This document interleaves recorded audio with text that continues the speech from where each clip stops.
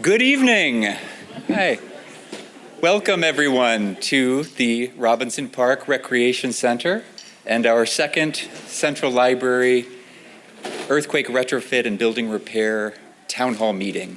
Thank you so much for being here today. My name is Tim McDonald. I'm the Library Director for the City of Pasadena, and I'm so excited to start this second meeting with you today.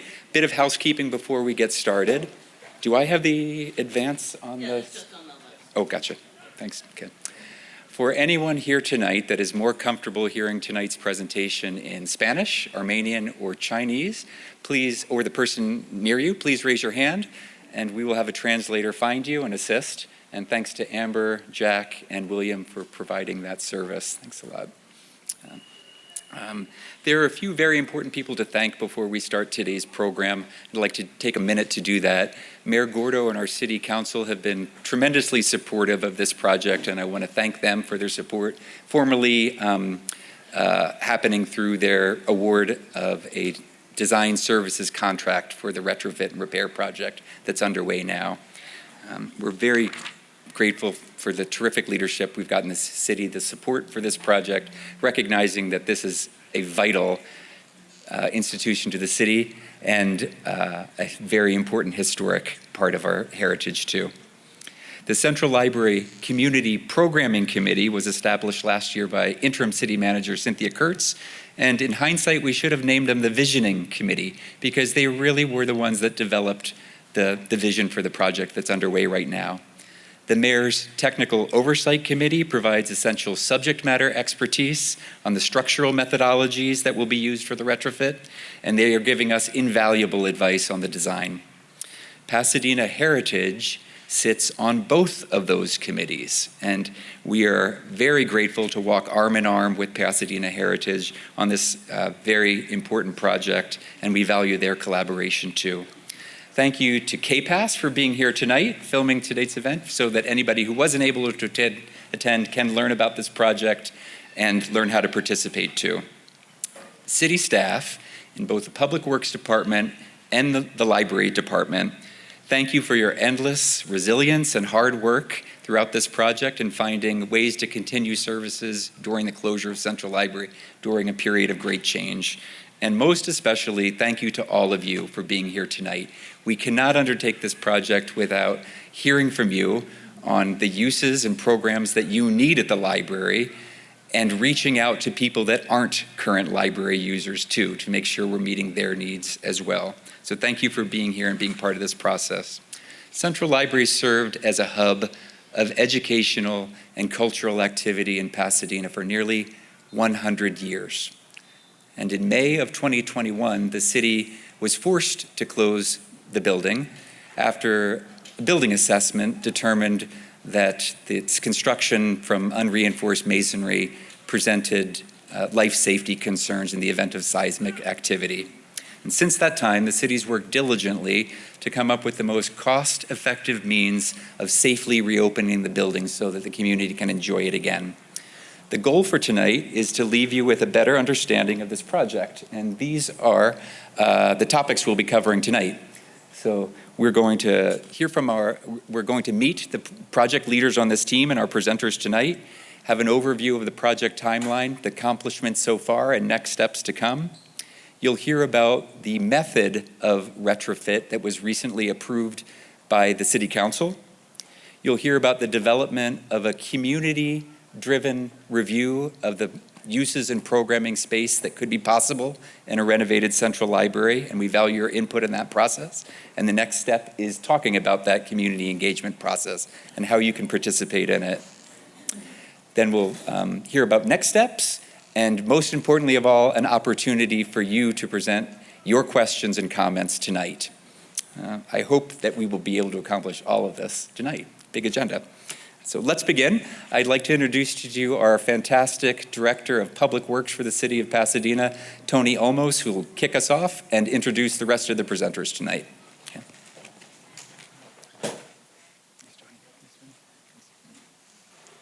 Thank you, Tim. Thank you, Tim, and thank you all for coming out. This is such an important project. And I started in November of 21. The library was closed in May of that year.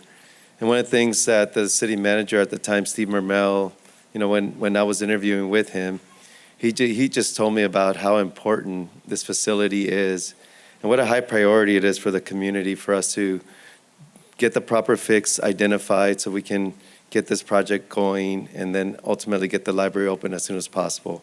So I knew from the very beginning, and obviously everybody that was here, that it's such a high priority, for us to get this, for us to restore the library.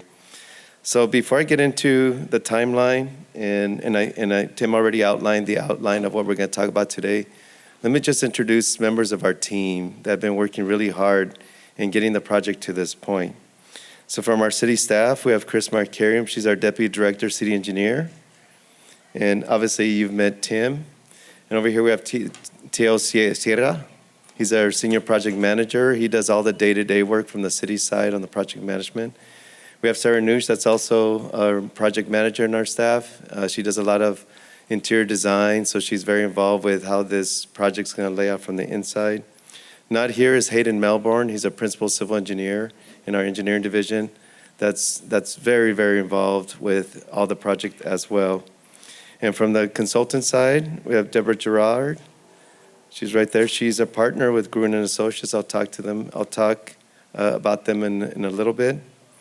And I know we have Aldrin. He's our structural and KPFF. We have John with Heritage Partners. Then we have Devin. She's with Gruen and Associates. So that's our project team. But my main thing today, so I can kick it over for what you're here for, is to learn about the project. Is just to go over the timeline a little bit. And I'm not sure if the clicker's here, maybe. Oh, here we go. It's right here. There we go. What I want to cover for you is I'm not going to go in the detailed history of it. I just want to highlight what's on the screen here. So if you just kind of look at right the middle, you have where we are today. Tim identified what had happened before here, and maybe some of the key things I can highlight with what happened before then is when we discovered that the building was unreinforced masonry. The walls are not connected. They're not reinforced. So the top part of the building is not connected to the foundation. It's just basically based on gravity. So that's why after we did an assessment, it was determined, with a lot of evaluation consideration, that the library should be closed. At that time, that was in May of 21. So since then, we went and started procuring for services to get a design team on board. And we did that throughout. And at the same time, we also hired another consultant to give us an independent reevaluation or an evaluation of the assessment that was done before, just to make sure that we're hitting the right place and the library should be closed. And the conclusions of that reevaluation came back consistent with what was done originally. So we felt very comfortable that the right decision was made to close the library, even though it was a very hard decision. So the City Council in January of this year awarded a contract to Gruen Associates and 13 of their subconsultants to work on this project. The first order of business between January and now was to come up with design alternatives as to how we can retrofit this building. There was a lot of work that went into that. Tim talked about the technical oversight committee that's made up, and you'll see the name of all the experts that are on that team. A lot of discussion, a lot of debate in terms of what's the best way to do it. We narrowed it down to 3. We went to City Council back in August of 21st, and they supported our staff recommendation, and you'll see what that is going forward. So we are now now that's where we are. So we're still in the outreach phase where we're going to present these concepts to you. And we're going to continue seeking feedback from you in terms of how we can enhance anything. We're going to talk about programming and things that you still like to see. Because what we're doing, we're retrofitting the inside we're retrofitting all the walls on the inside. And those walls are all load bearing. So we're not going to move any walls. We're not going to expand any walls for any different use. We're basically going to leave the walls in place. Now, if there's some programming changes that happen, you might make a tweak here of the use here and there. The walls are going to be there. So that's where you can have even additional input in terms of what might go there, and Tim can cover that later. So here we are, and our plan, and we laid this out with City Council, is we need to identify how we're going to fund this project. So we're going to have more conversations coming up with City Council, and I'll cover that in next steps in terms of how we're going to go about doing that, talking about a strategy. In November 24, there's a potential bond measure that will go out to the voters of Pasadena to help us fund the project. If that's successful, then we'll continue the design and the permitting process through 25, and then we'll advertise for bids and get the construction going like we have it here, and start construction around the latter part of 25, and it'll take us about 3 years to construct with the proposed opening of the library in 28. So this is all in the very big picture where we're going. There's a lot of things that need to happen for this to go out as planned, and we're just really excited about the opportunity, to make this happen. So with that, I want to get right into the presentation where we're going to talk about what this all means in terms of what the fix is. And with that, I'm going to turn over to Deborah, and she's going to walk you through that. So thank you very much. Thank you, Tony. All right, so this little section is going to talk a bit about the project background, and starting with the project goals and objectives. So this was the very first thing we needed to establish. What do we really want to accomplish? What does the city want to accomplish? What does the community want to accomplish for this project? So it was obviously spurred by this need to seismically repair the unreinforced masonry. And so that's, and I use the term seismic, I should really use the term earthquake. They're similar words, so we're trying to protect this building against an earthquake, and so that was obviously the main driver. But it wasn't the only driver. It's a treasured historic building in the city of Pasadena, and it was very important that we understand and preserve it as a historic asset to the city, and that whatever we do maintains its historic listing and its historic essence. And we'll talk about that momentarily. It's not a terribly accessible building right now, so there's a lot of stairs involved in this building.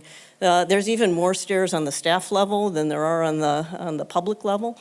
And so when we're going through a major project like this, it is incumbent on us to make this accessible. We need to allow people with mobility challenges to make it into the building and experience the building in the same way that someone who doesn't have a mobility challenge would. And I was recently mobility challenged, and I had a hard time making it in and around the building. So it's really something that's very important to have universal design principles applied to this building. There's also a public benefit. And what we mean by that is that right now, this is a public asset that is not benefiting the public because you can't use it.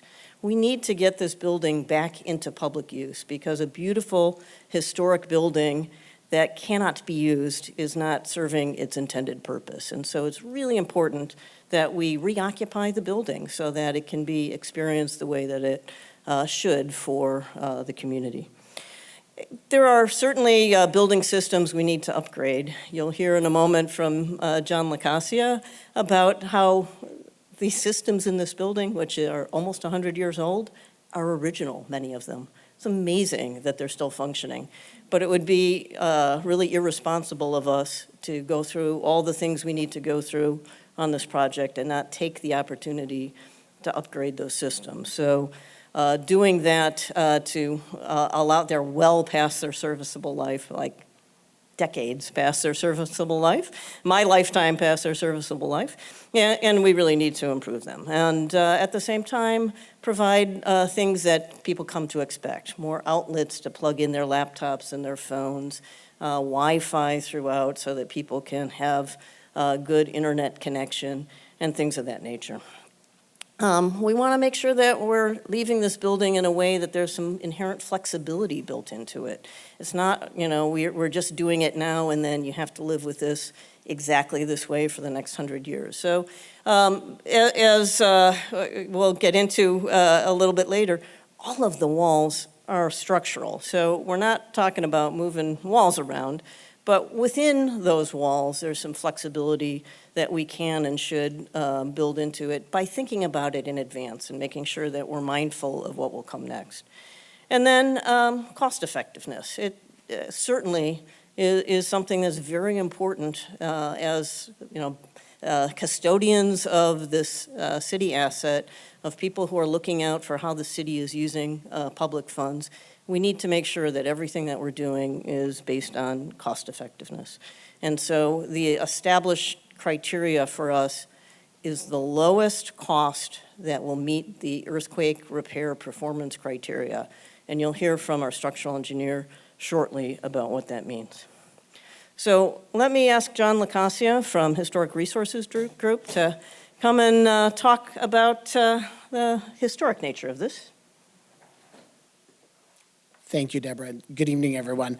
I know we're all very familiar with the library, but I just want to go over a little bit about its historic background, its history, and some of the features that make it so important and so special to the city. It is the northern terminus of the Bennett plan for the Civic Center. It's one of the 3 anchors of the Civic Center and was the first to be completed.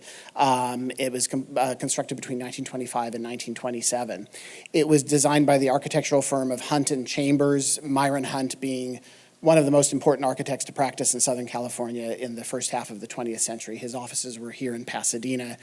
He designed the Rose Bowl. He designed the old Huntington Hotel, the Huntington Mansion and Library, so many important buildings, as well as several houses.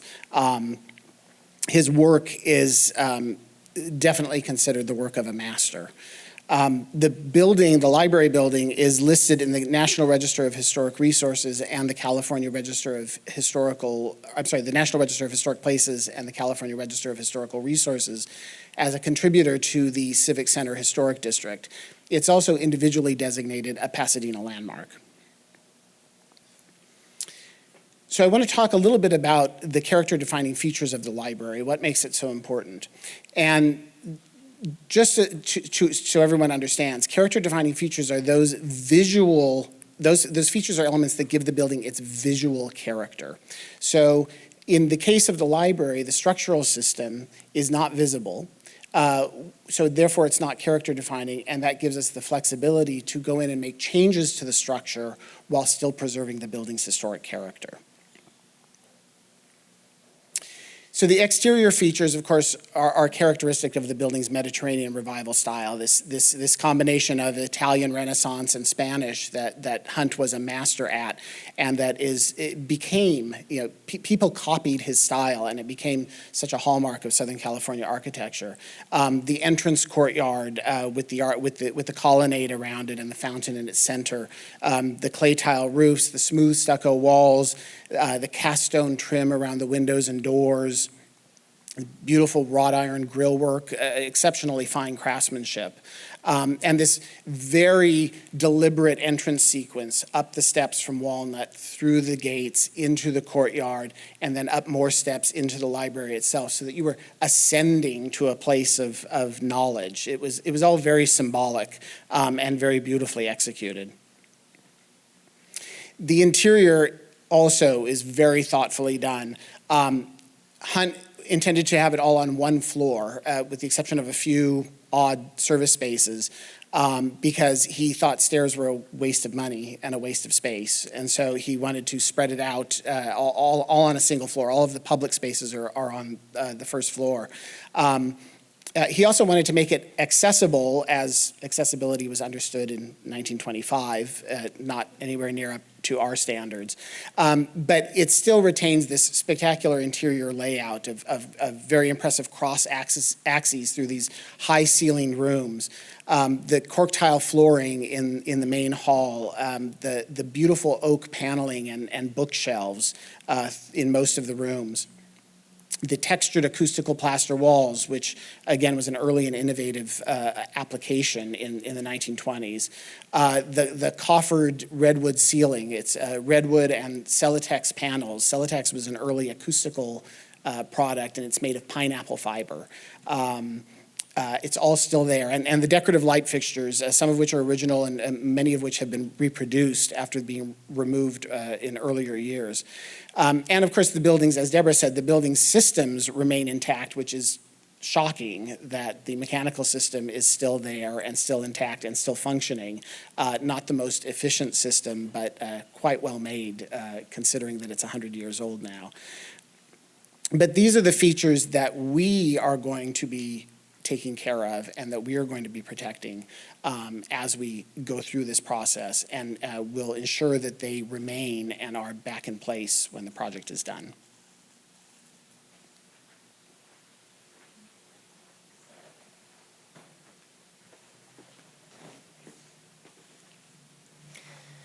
It was mentioned earlier that there was a technical oversight committee that was appointed by Mayor Gordo. And this technical oversight committee had some very distinguished leadership in Dr. Paul Jennings, who is very well known in the city of Pasadena and has served the city very well on various other volunteer committees of this nature.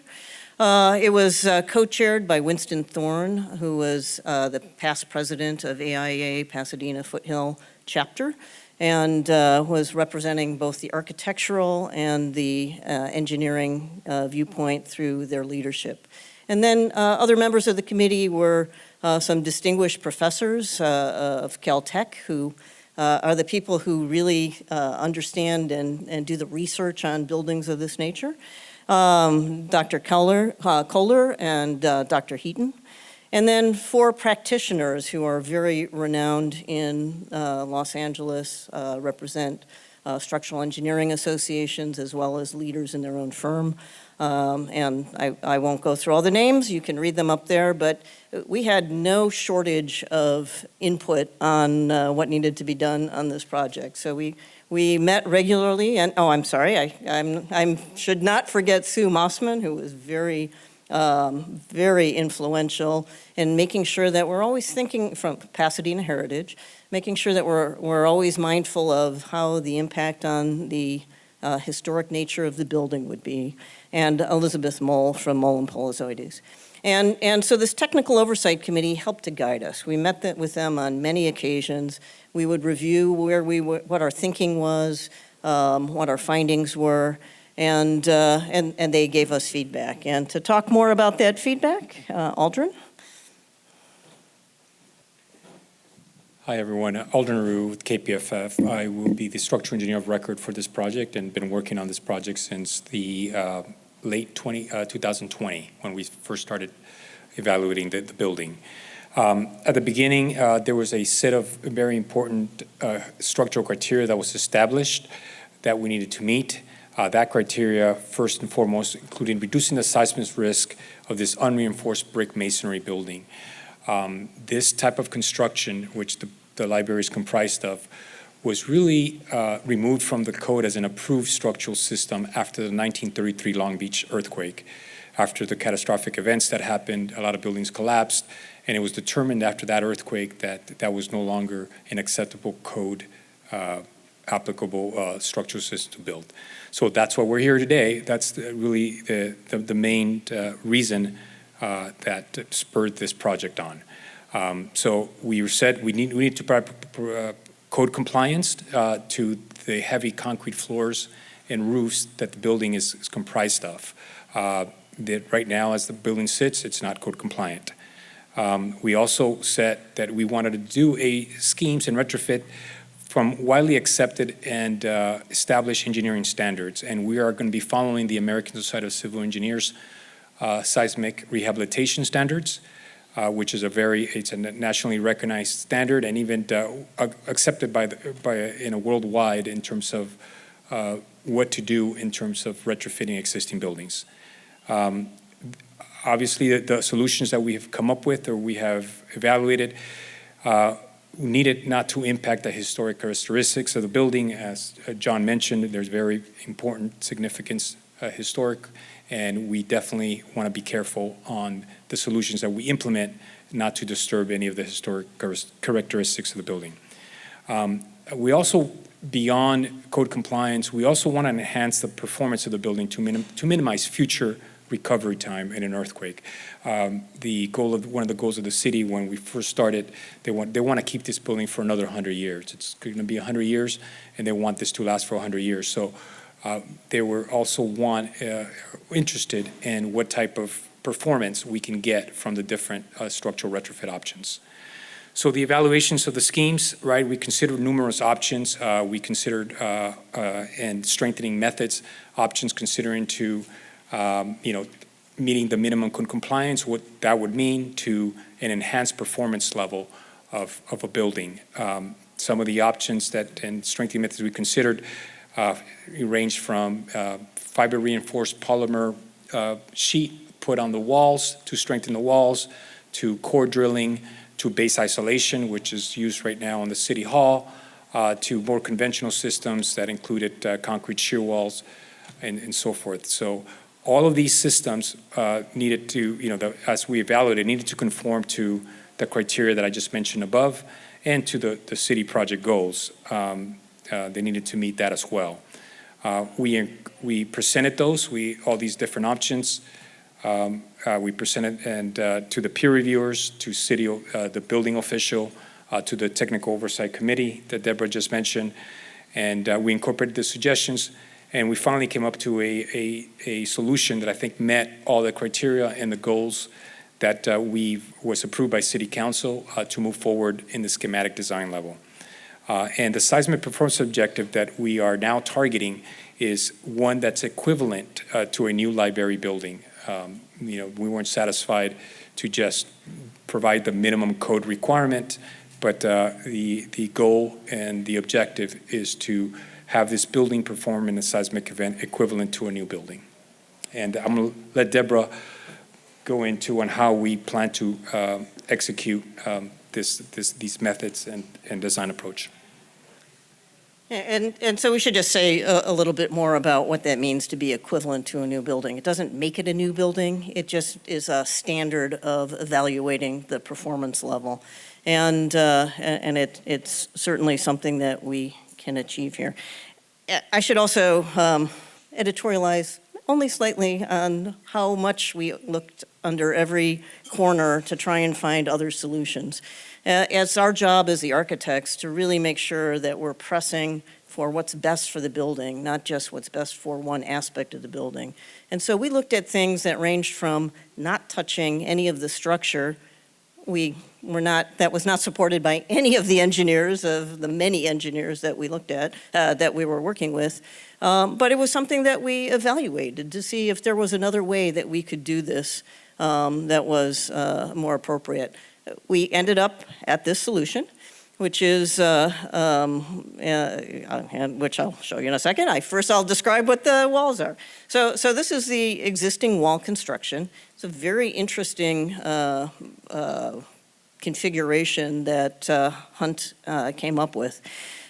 There are two parallel brick walls, both of which are unreinforced. And when I say a brick wall, I should really explain that there are multiple layers of brick.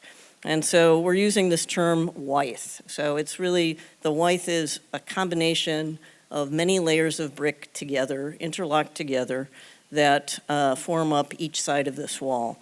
So these walls are relatively thick, and they have a cavity in the middle. And that cavity is used for air conditioning ducts. It's a very interesting system. It is a way that the air conditioning was seamlessly integrated into this design. And so throughout the building, you have these cavities where ductwork is running, fed from the basement, and it's coming out through the air conditioning vents that are up on top of the bookcases. And these book stacks are also integrated into the wall. So it's a very integrated, very seamless approach. Most people would be hard-pressed to know, without us pointing out, how the air conditioning came into that space. And that's a really key feature, and one that we think is very important to preserve as part of what John has identified as a character-defining feature of this space. And so the approach that we came up with is what we're calling the concrete shear wall approach. On this concrete shear wall approach, we're going to remove the finishes inside the building and do the repairs from the inside of the building. We do not want to touch the outside at all. that has a higher priority in the character-defining feature analysis that has been done. And so we're doing all of the work on the inside.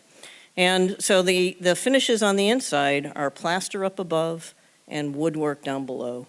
And we know from our experience and the experience of our consultant team that we can carefully remove the woodwork, document it first, disassemble it, store it carefully, and put it back in exactly the same place. And we've done this before, and we know that we can be successful in doing this here. So we're going to do that with the woodwork. The plaster that's above the woodwork, you can't remove that and put it back, so that will have to be replaced, and John has indicated that that's an acceptable methodology. I'll also mention it is acoustic plaster, which is a special property of plaster. Surprising, again, that it was used 100 years ago, and it's been painted over many a time. So when you paint over acoustic plaster, it no longer performs the way it was originally intended to, and so removing and replacing it is actually something that we can bring it back to what it was originally intended. So we're going to remove those finishes. We're also then going to remove the interior portion of that brick, so the interior width of brick. So, and we will shore up the building while we're doing this so that nothing bad happens in the course of construction. So, and shoring just means that we're going to protect both sides of it so that if there was any movement during the course of construction, that it's supported by these external shoring devices, which will then ultimately be removed. We'll put a new concrete shear wall in place of that inner portion of brick. And so the same thickness as the brick, so that at the end of the day, the inside face of the brick wall is of the concrete wall is in exactly the same place as the inside face of the brick wall was. And then we're going to put the finishes back on. So we'll take the woodwork that we had carefully stored away and put it back where it originally was. We'll put new acoustic plaster up above that. And there's about half a mile of these walls, all told. In this diagram, everything that's green is a new concrete shear wall. Everything that's red is the remaining brick that will remain in place. And by doing this, we can support the building, support the remaining brick, and allow the interior and the exterior to look the same historic way that it originally did. So a lot has been asked about the cost of this. This is the cost plan that we presented to City Council in August. And so the first category, category 1, are all the things we have to do to be able to lift the red tag on this building.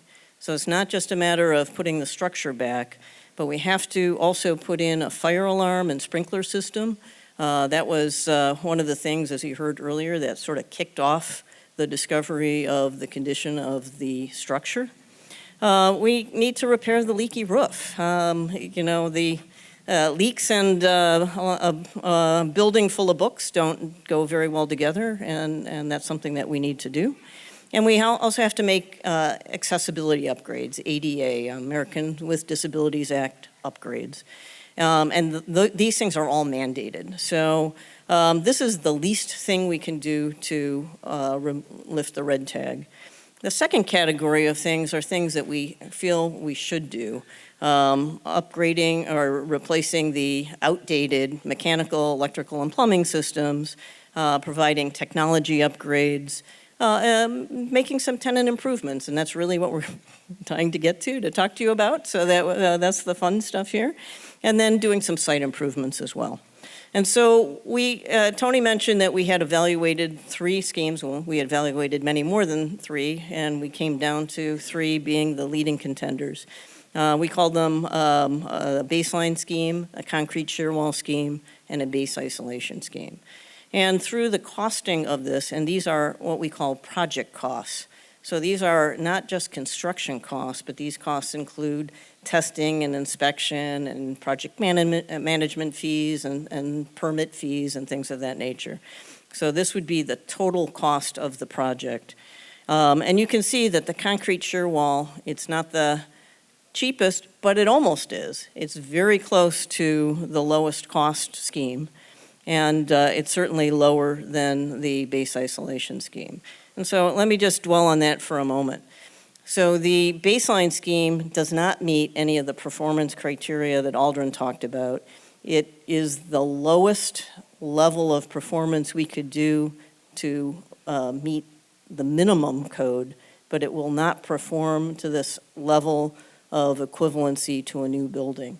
And because one of the goals is to really protect this investment in this building, we need to make sure that for a relatively small percentage of fee that we're looking at what the most responsible thing to do is.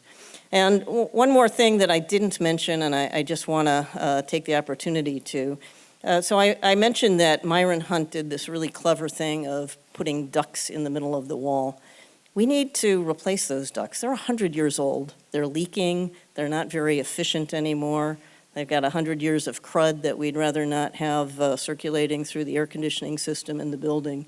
And by the scheme that we've chosen, we're actually able to access those cavities so that we can replace those ducts. So we always look for things that do multiple good, and this is one that does multiple good. All right, so now that's enough of what the study is. Now we're looking at moving forward. So this is the place that we're at. I'd like Tim to come in and talk about the program development, which is where the fun begins. We're going to post this presentation later tonight. I just realized there's one small correction we need to make. In the top center column under shear wall, you'll see the range before you is 133 to 148 million. The top range is not 148. The estimate is 153 million, I believe, is the correct number. Is that right? The bottom number Oh, is correct. yes, the bottom number is correct. It adds up to that range at the bottom. Thanks. Okay. Program development. So, while we are very eager to reopen this gem in the Civic Center, this time period does provide us a window to reimagine the enhancements that can be made at Central Library, as a couple of the presenters have talked about tonight, and give us time for a community-driven review of the programs and uses of a renovated Central Library. Programming not just in the sense of an event that happens, but all of the things that happen in the library. And those have changed in the last 100 years, obviously. So this period of reexamination provided the impetus for a community programming committee that was appointed last summer by interim city manager Cynthia Kurtz, summer of 2022. And that was long before the design team was even selected. This is a list of the community leaders who agreed last year to serve on that committee. And the members were appointed, as I said, by the city manager. And it represents community members with expertise and backgrounds in a variety of fields: nonprofits, workforce development, historic preservation, library operations. Several library directors and former library directors served on that board, many of whom are here tonight. Thanks for being here. And the media.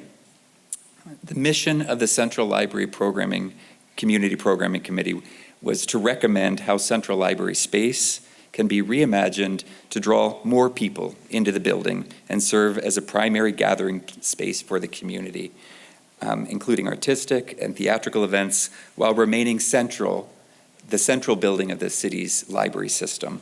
And over the course of the work, the committee developed a high-level vision for the library programming and uses. And they produced a report that includes several key recommendations that are noted on this slide and have been mentioned and are kind of in alignment with Deborah and John have talked about in terms of historic preservation, making thoughtful enhancements for the 21st century that are not impacting that very critical character-defining elements of the building, making necessary improvements to accessibility. The library serves all members of the community and needs to be a welcoming space for everyone. We need to remain true to the mission of the library, the committee told us, as an information center and a gathering place. So we need to keep the books. We need to have shelves for the books and all of our other resources. The committee advised us that we need to conduct interviews with the staff that know the building so well and make sure it meets their needs and will operate efficiently for them. We heard from them loud and clear that the engagement with the community should not stop with them. that we needed to continue a community engagement program with not just the people that are currently using the library, but the ones that aren't there yet, and find out how can we better serve their needs during this opportunity to make enhancements to the building. We also heard to look for new and innovative ways to offer services at the library. As I said, I think earlier, we don't just want to be a library, we want to be the very best library for Pasadena. Important takeaways from the committee and some cautions that they advised us about are listed on this slide. I just gave away the first one, that we want the very best library services for the community here in Pasadena, world-class system. We want to make sure we're always adhering to the central mission of the library, that we are supporting learning and literacy, particularly for our youngest residents, that we're providing open, free access to all, and that we have staff of professional qualified librarians that can give the very best service to the community. They advise us to avoid duplicating services that can be better served other places, that it would be better to provide space for community partners to come in as the experts and deliver their services at the library, to work in partnerships, rather to take on new work that is not, that we're not the experts in. They wanted to make sure we had a balance of dedicated spaces for single purposes and flexible space, which I think Deborah said better than I did just now, that we could have multi-purpose rooms that serve many functions, whether it's events, meetings, gathering places, resource fairs, author visits, programs for young people, on and on and on. And finally, I love this last one, avoid the kitchen sink mentality. We can't fit everything in the building, so we had to make some thoughtful decisions about what we can do best, and what will fit in the building. The ways that communities use libraries have evolved. Digitization, audiobooks, streaming mean that even the most avid readers among us can utilize the library's services without even crossing our threshold anymore. And this evolution is not a threat to libraries, but it's an opportunity for Pasadena to model how library spaces and services can meet the challenges of the 21st century. The city has always been receptive to this evolution, knowing that we serve every member of the community and their needs are always changing. So whether this is providing resources to students for academic success, resources on early literacy to our youngest library users, opportunities for teenagers to have leadership opportunities and development, technology access and resources for job seekers and small businesses, and especially during the pandemic, but always we're hearing about the library's importance as a gathering place for seniors to reduce feelings of social isolation, and on and on and on. And these are all things that we need to think about as we're making these enhancements to the library. The library is truly an information center for everyone. Here's a snapshot of some statistics that I think tell this story with numbers too. And it kind of also point to that importance of the life safety issues we're talking about, the number of people that are in the building on a day-to-day basis. One statistic that astounds me that's not on this particular page is in the year before the pandemic, our beloved Donald Wright Auditorium on the east side of the building, 500 programs that year. So if you do the math, that's much more than one a day on average in that space. The library is a vital community gathering place, and that auditorium, as wonderful it is, locks us into a very proscenium format, audience lecture space. So while we need to preserve that space, can we add another that's more flexible that allows us to do other types of programs? And that's part of the process that we're engaged in now in the design phase. One of the recommendations from the committee, that community programming committee, was to continue the outreach efforts into the community, as I said, not just to library users, but to people that aren't yet using the library.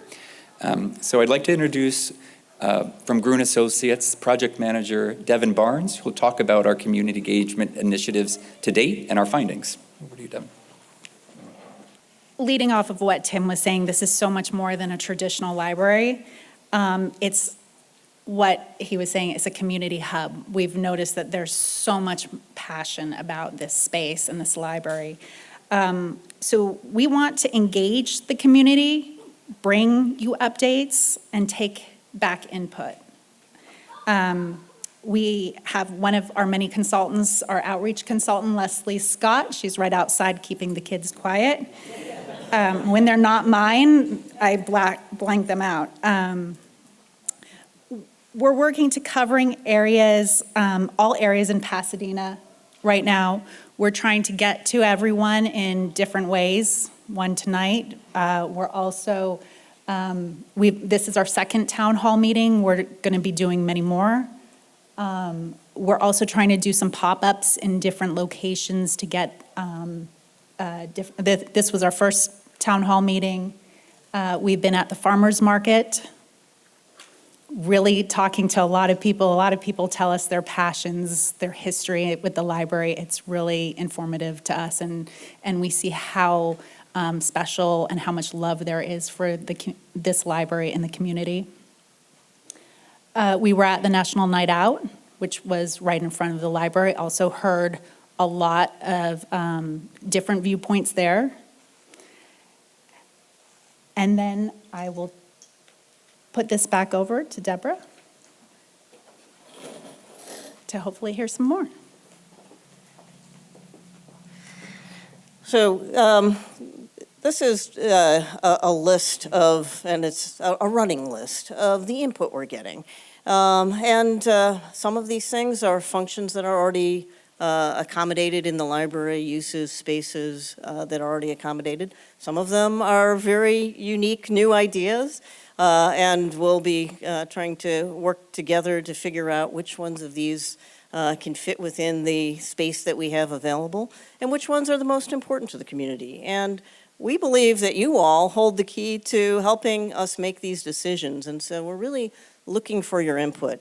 All of these things that are on this slide are on a board just to the side of Devon, and we encourage you after the completion of this, which we've got like one more slide, we encourage you to engage and tell us what other uses are important to you that are not already identified, or if there's something that you feel very strongly about, that meditation room is super important. Please let us know that as well, and because that's how we're going to start to make the right decisions about how we use the space. And so we're just about wrapping up. Tony will talk about next steps, and then we'll open it up for some Q&A. Thank you, Deborah. And thank you for really listening. I know there's a lot of information. And like Deborah said, we're just about done here. But I just want to highlight just immediate next steps that are going to take place on this project.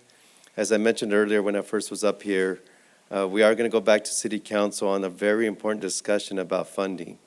So right now we have it planned, and this is all tentative. We have it planned for the first week of November, like the first City Council meeting in November, to have a funding strategy meeting with the City Council.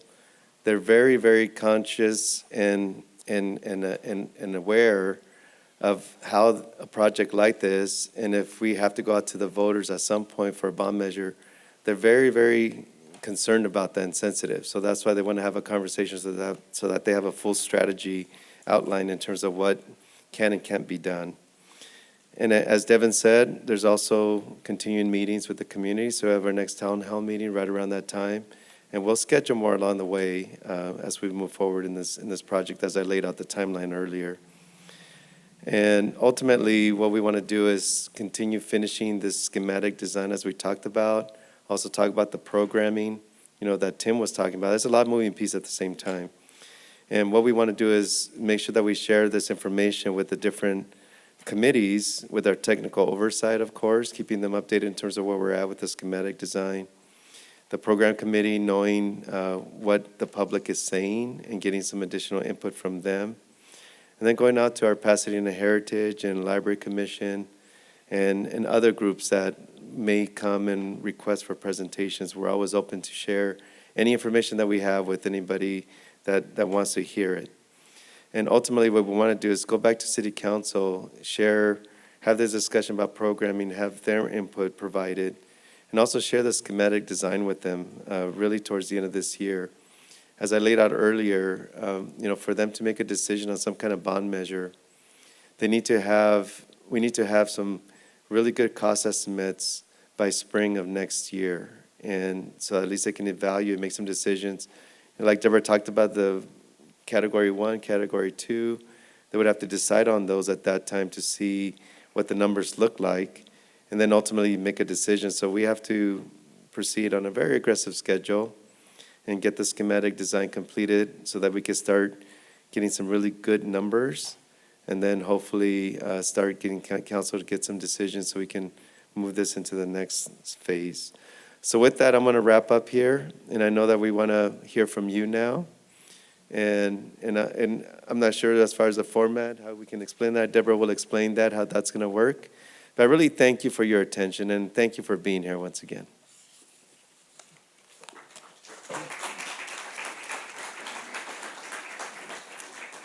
All right, so now it's your turn. So we have a microphone that anyone who wants to ask a question or provide some feedback to us is welcome to go to.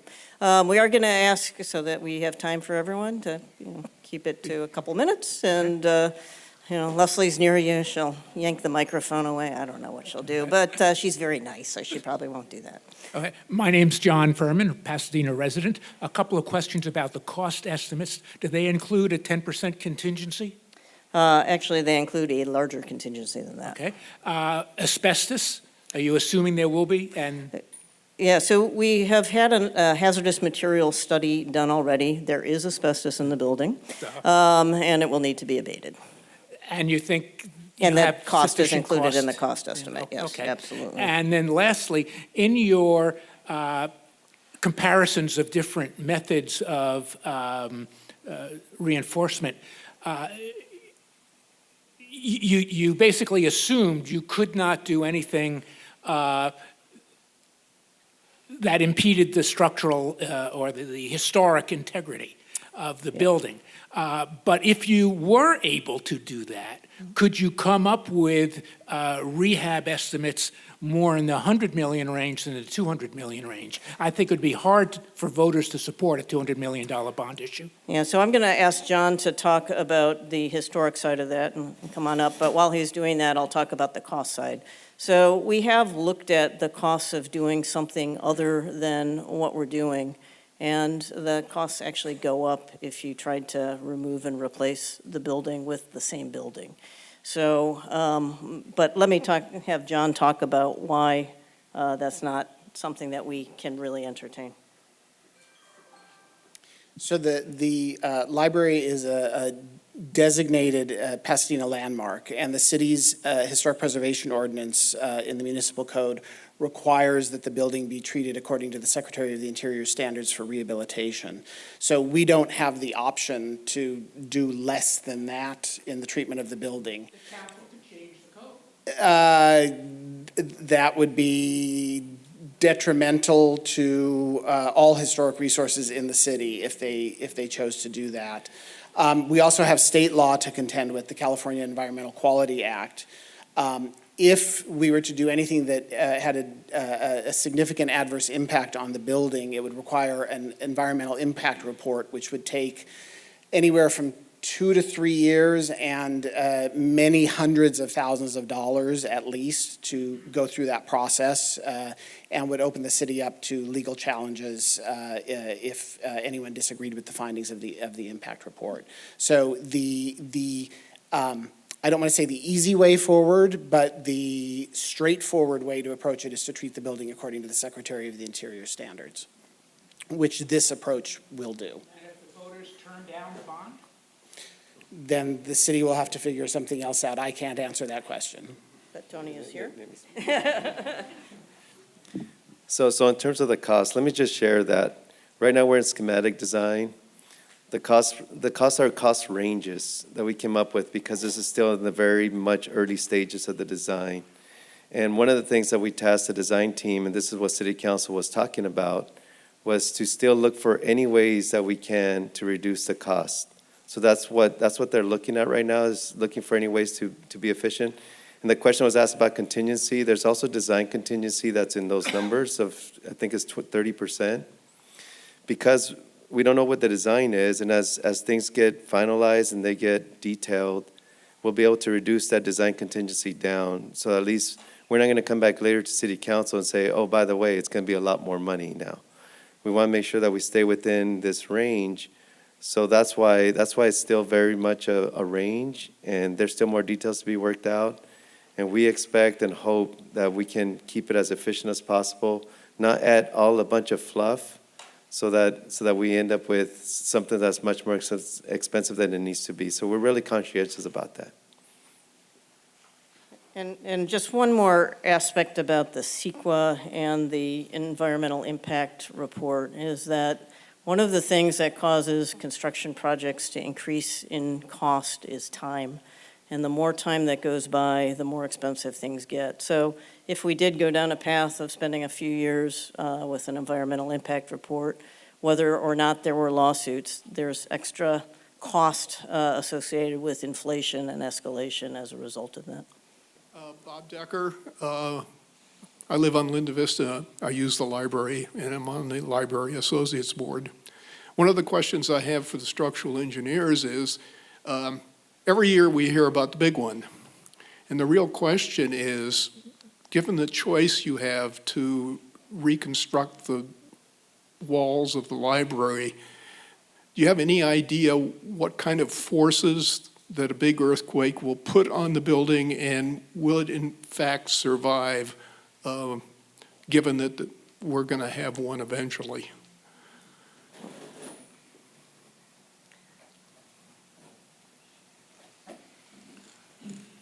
Yes, we studied different earthquakes that could be accommodated by the different retrofit schemes. And like we mentioned, our objective is to provide a equivalent to a new building. Given the site location, our geotech engineer, our geotech and geologist have determined that the earthquake that we're sort of designing for would be sort of an equivalent of a 8.0 and a Sierra Madre earthquake. So and that's a probable event of the Sierra Madre, I mean, not the Sierra Madre, I'm sorry, the San Andreas. The Right. San Andreas, Sierra Madre doesn't have the capability of an 8.0, but the San Andreas fault, the accelerations, the ground accelerations that we're going to be designing for, the performance objective that was selected, could accommodate what's expected from a San Andreas of an 8.0 magnitude. Is the foundation of the library on granite? It is not, no. Okay. Is it fill? Not to I think very superficial fill. I don't recall the exact depth, but it's only a few feet maybe. But Okay. It's not.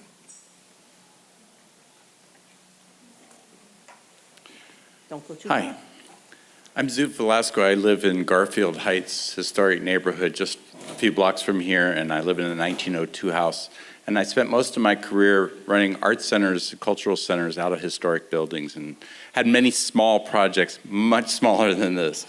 But what I love about what you've said tonight is how much you care about the integrity, the historic value, the design value. I think people don't design things the way they used to. And when you had a 4x4, it was a 4x4 that was made out of redwood or some, old growth lumber that was as strong as iron. And then they get replaced sometimes with pine, that's not 4x4.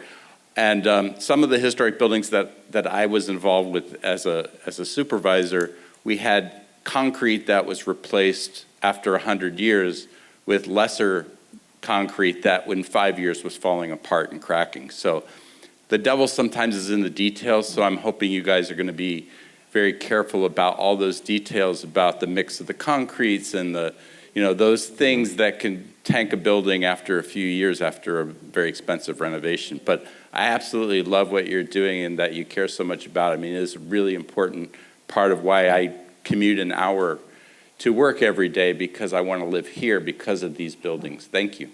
Thank you very much, and we do care.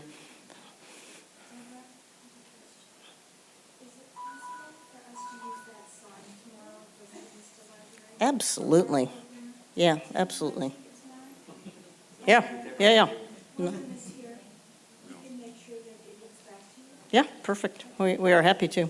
Just in case everyone didn't hear, she wants to use our sign tomorrow at the Linda Vista Library for an event, and we're happy to share that, so not a problem. John. Yeah, my name is John Fawver.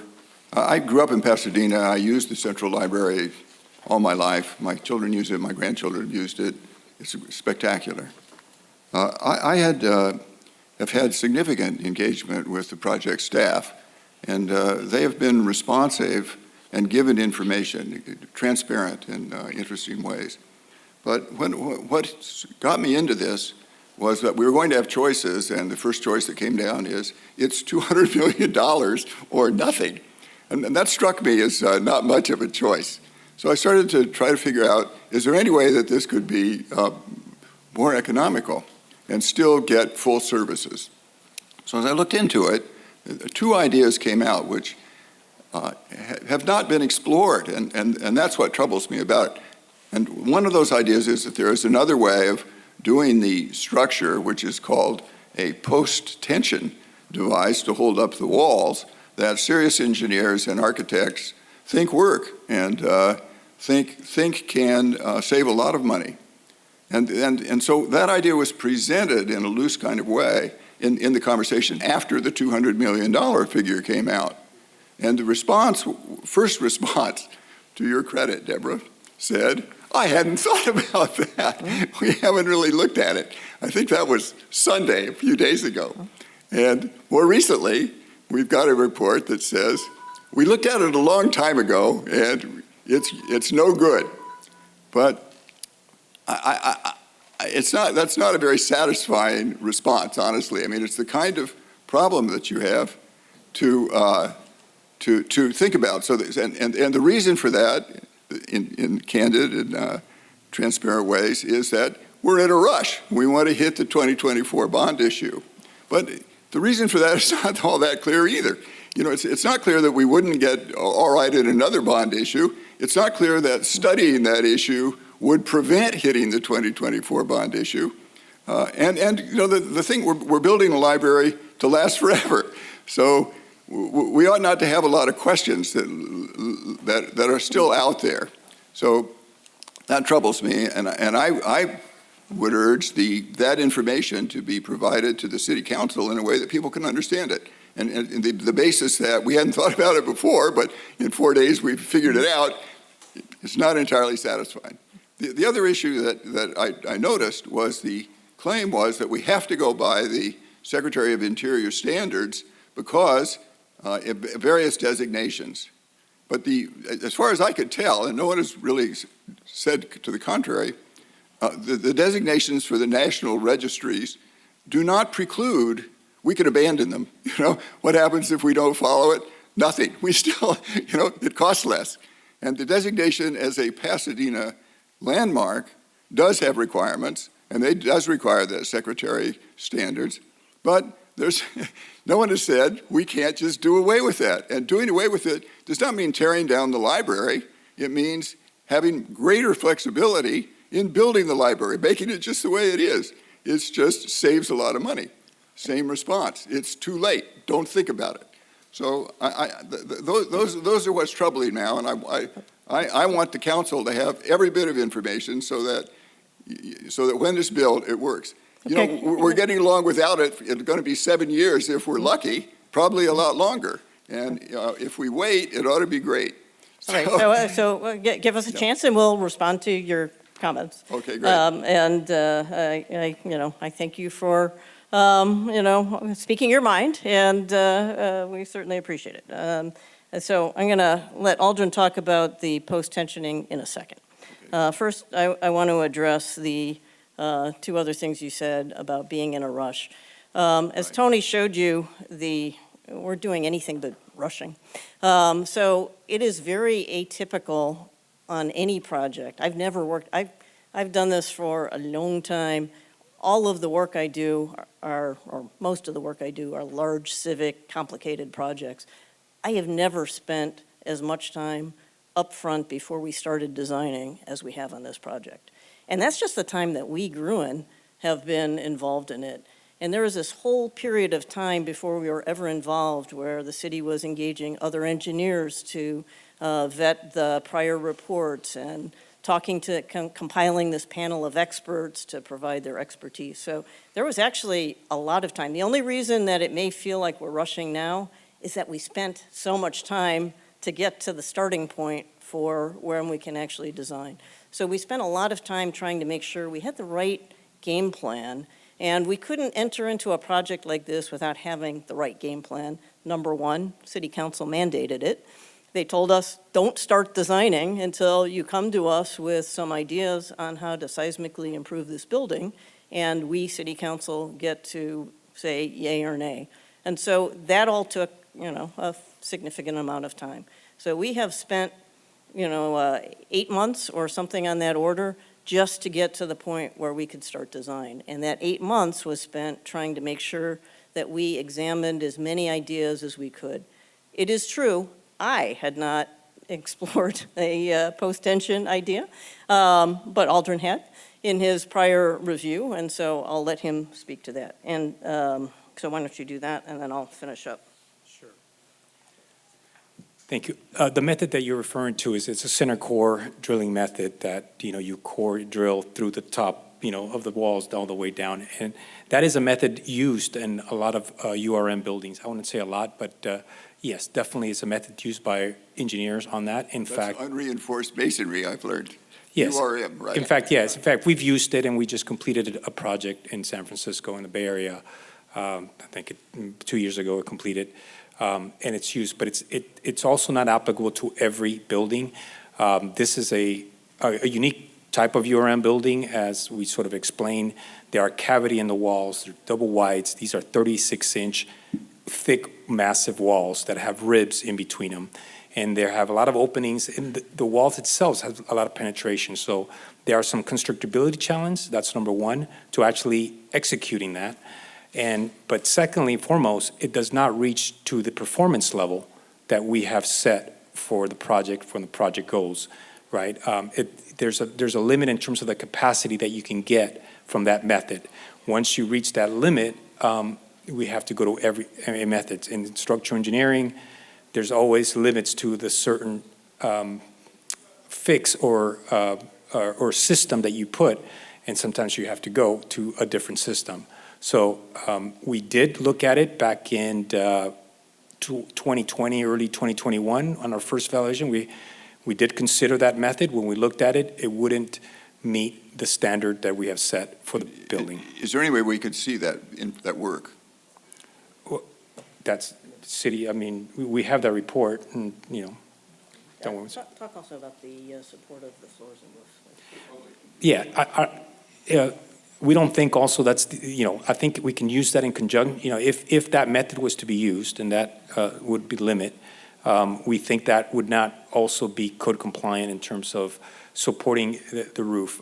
One of the things that these method is used as in a lot of URM buildings, in fact, they don't have concrete floors and roofs. In fact, this is the only one that I think exists in the city of Pasadena that's built like this. And you don't see many of these structures, with this type of construction.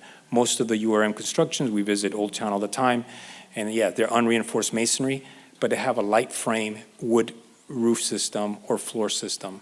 And because of that, in order to be code compliant, you do need an independent gravity system, which the building doesn't have, and you would need to support that. We think that the core method, even though it does well from certain seismic enhancements, it does not address the gravity system that we need to address to be code compliant as well. So it would have to be a combination if we were to use that method, and that method could be applicable if the criteria, was not set to that standard. Thank you. And just to reinforce what Aldrin said, because it might not have been obvious to everyone, this building has a concrete roof, so it does have a heavy roof diaphragm that has to be supported. And we probably could have gone into much greater detail on the structural system. We did when we met with council and we met with the design commission, et cetera. but the concrete shear wall acts both to support the remaining masonry as well as to support the floor load. So it's kind of dual duty. It acts as the support for those floor and roof loads as well. All right, so last thing that I wanted to address. I had one other question, and that had to do with the decision to be bound by the, Yeah, that's the last question I was going to address. Okay, great. Yeah, Yeah, right. absolutely. So in terms of that decision, you could do anything, right? You can rip down a building, but every action has a consequence. No, we're not talking about that. We're talking about slightly easier standards, right? Cheaper. But the broader point is, you could say, we don't care about this historic listing and do something different. It's possible. But every action has a consequence, and we have to be prepared for the consequence. The consequence of doing something other than preserving this and treating it per the Secretary of Interior standards is very, very likely to be a lawsuit by someone, anyone, someone in this room, someone else. And that lawsuit will have to be addressed and dealt with. And I'm just saying, you're saying, the city council could say, and it's no longer a historic resource. They could. Right. But then there's a consequence to that action as well that would have to be addressed. We could be sued for anything, probably will. Okay, thank you. Sorry. And I just want to kind of give some context in terms of the city council discussion. So I would welcome everyone in this room and anybody that may watch this to go on our website and look for that presentation that was made to city council on August 21st. It was a comprehensive presentation. Then you'll see what the questions and answers were. There was a question about these historic standards that was asked by a council member, and then you'll see what the council reaction was. And essentially what they did, they give us direction after, even if that topic was on the table, they give us direction to support the staff recommendation as we outline. So that's how we're approaching the remainder of the design, is we're following council direction. They didn't give us any homework to go out and study any other alternatives. They didn't want us to pursue anything about changing any codes or any standards of historic or whatever. So that's where we're at. That's how we're operating. We're operating based on council direction. I just wanted to share that. Hi, my name is Felicia Rusnak. I checked the California Earthquake Brace and Bolt program. They said you should expect to pay no more than $10 per square foot for a complete retrofit. The library is 120,000 square feet, so times 10, that would be $1.2 million. If we wanted to do a generous over of that would still come out to $12 million. This has a feel of a Ferrari rebuild, reimagining of the library, and we just want a Honda Civic retrofit. We don't, if there are libraries that are oddly configured, just close them off and don't use them. We don't want the library rebuilt. If we wanted to have it rebuilt, we would just build a new library. So I think we should set a budget, a reasonable budget, maybe $20 million, and see what you can do for that. This, first they're saying 100, then I heard 111, then I heard 200, now I'm hearing 250 million. The prices haven't stopped going up yet. I imagine they aren't going to stop going up. So again, just think Honda Civic, not Ferrari, please, on this rebuild. Thank you. Thank you for that comment. I will just say, it's been a long time since you could do anything for $10 a square foot or even $100 a square foot, and certainly not do the retrofit of this building. But thank you for your comment. Certain things don't scale up exactly. Hi, my name is Ann Scheid, and I just have a question because I don't think, it may not have any bearing at all on the structural issues, but I just remember seeing photographs of, you talked about the brick walls, the two brick walls with an airspace in between. But as I recall, there's also a concrete frame, sort of a grid, is that correct? Of concrete that's going both vertically and and horizontally in the structure. Is that correct? Not entirely. Okay. There are horizontal concrete beams. Oh, okay. There is no concrete frame. It would be a different system and a different retrofit, and, He's talking existing. So it's just sheer bricks, no concrete anywhere in that? there is those concrete. walls? The concrete floors at the levels, and there's bond beams. They're And that's it? horizontal, but Oh. no vertical. They Oh, are, so they're horizontal then? yeah, they are okay. horizontal bond beams, which Yeah, may be, okay. like I said, That answers but my it's not a question. Thank concrete you. frame, yes. Yeah, thank you.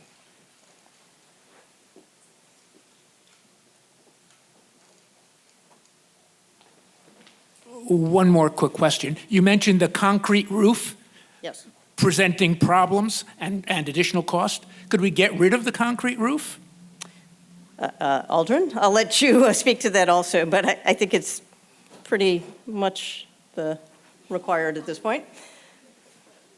Yeah, the concrete is an important part of the seismic performance of the building in the top. If you do a wood room, I don't know if you may not have the strength, a wood roof would not have the seismic strength that's required from these heavy walls. So concrete is important for this building to behave and perform as we want it to behave. And in fact, we may be retrofitting that concrete roof because it's low concrete strength, very little reinforcement as well. It does have reinforcement. So part of the retrofit is not only the walls, but part of the retrofit is what we call the roof diaphragm, which is what really supports the walls in a seismic event and transfer forces to the other one. So it's very important that we have a concrete roof on this particular project. And I don't think that we were saying that it was a problem as much as because it exists, we need to support it. And so the diaphragm that he's talking about keeps those walls from folding together. So it's part of the stiffening of this building. And these are very tall walls, they're very tall spaces. Sir. Yeah, my name is Arnie Siegel. I'm a former chair of the Library Commission. I'm a former chair of Pasadena Heritage, and I have been on the advisory committee that the council appointed about the uses of the library. I don't think most people in Pasadena want a Honda. I just disagree with that 100%. You know? That might be that one woman's opinion, but it's not everybody's opinion. The worst mistake that Pasadena ever made was tearing down the buildings on Colorado Boulevard and building the Paseo. We are still paying for it. And we cannot make that mistake again. We cannot make that mistake again. You know, I don't know if it's going to cost a lot of money. Lots of things cost a lot of money today. It's unfortunate, but it's the world we live in. And I wouldn't assume for a second that people won't vote for a $200 million bond issue. We need to do this right. We do not need to do this quick and cheap, because look how wonderful City Hall turned out. And we spent a lot of money on City Hall. So I just urge, go ahead and do it the way you think we need to do it to make it the building that we all will love and support. Thank you very much. Say it again? About $130 million? And that was when? That was when? When? 2007. So how much would that be today? Thank you very much. Well, that was a great comment to end on. If no one else has any comments, I'm kind of liking that. So thank you all for participating in this. Thank you for your feedback. Even, those of you who have adverse things to tell us, we need to hear what you have to say. We're very interested in your point of view. We would like you to come and engage with this board and provide your feedback on the spaces and the programs and the uses that you'd like to see in this building. And thank you again for being here.